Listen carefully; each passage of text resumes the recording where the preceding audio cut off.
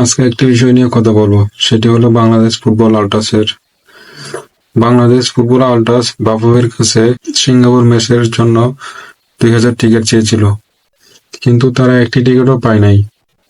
যে football আল্ট্রাস Bangladesh football ফেডারেশনের জন্য এবং বাংলাদেশে বাহির থেকে ভালো ভালো প্লেয়ার আসছে, হামজা চৌধুরী, ফাহমিদুল, মিচুল কিউবা, সুমিত সোম।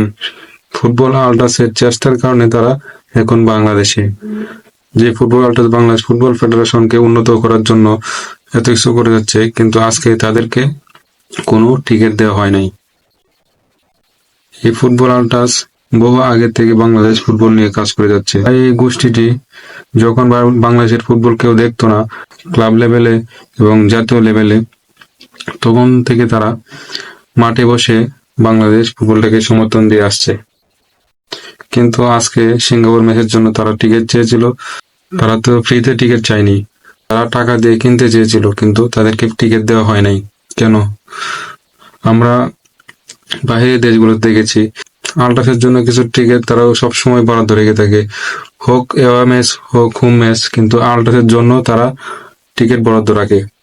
কিন্তু যারা বাংলাদেশের ফুটবলের জন্য এত কিছু করলো, তাদেরকে কোনো দাম দিল না। কেন? বাবু কি পারতো না তাদের জন্য 1000 বা 2000 টিকিট রাখতে? বাফুফের কাছে প্রায় 1.5 মাস যাবৎ এই টিকিটের জন্য তারা চেষ্টা করে যাচ্ছে, যোগাযোগ করে যাচ্ছে, এবং কয়েক তরফে তারা আমরা জেনেছি যে তারা কথা বলেছে বাফুফের সাথে টিকিট বাংলাদেশ আল্ট্রার জন্য কিছু টিকিট রাখার জন্য, কিন্তু আল্ট্রাসের জন্য কোনো টিকিট রাখা হয় নাই। আমিও একজন বাংলাদেশ ফুটবল আল্ট্রাসের গর্বিত সদস্য। বাংলাদেশ ফুটবল আল্ট্রাসের সদস্য হাজার হাজার মানুষ, এবং বাফুফে অবশ্যই জানে যে বাংলাদেশ ফুটবল আল্ট্রাস সামনের ম্যাচের জন্য কি রকম প্রস্তুতি নিয়ে রাখছিল। আমরা তাও দেখেছি যে বাংলাদেশ ফুটবল আল্ট্রাসের জন্য এবং ফুটবল আল্ট্রাসের সদস্য হয়ে বাংলাদেশে বিভিন্ন প্রবাসীরা বাংলাদেশে এসেছে সিঙ্গাপুর ম্যাচ দেখার জন্য। গতকালকে দেখলাম ফুটবল আল্ট্রাসের সাথে ফোন কলে আলাপ ভাইরাল হলো যে ফুটবল আল্ট্রাসকে মাত্র 100 টিকিট দিতে যাচ্ছে। যারা 100 টিকিট দিয়ে কি করবে? এটা কি তাদেরকে শরম দেওয়া হচ্ছে, নাকি তাদের সাথে মজা করা হচ্ছে?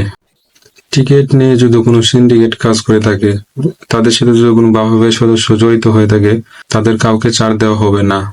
বাফুফের কাছে আমার একটাই অনুরোধ, যাতে আমাদের ফুটবল আল্ট্রাসকে 2000 টিকিট দেওয়া হয়, আমরা কমপক্ষে জায়গায় 2000 সমর্থক যে দলকে সাপোর্ট করতে পারি।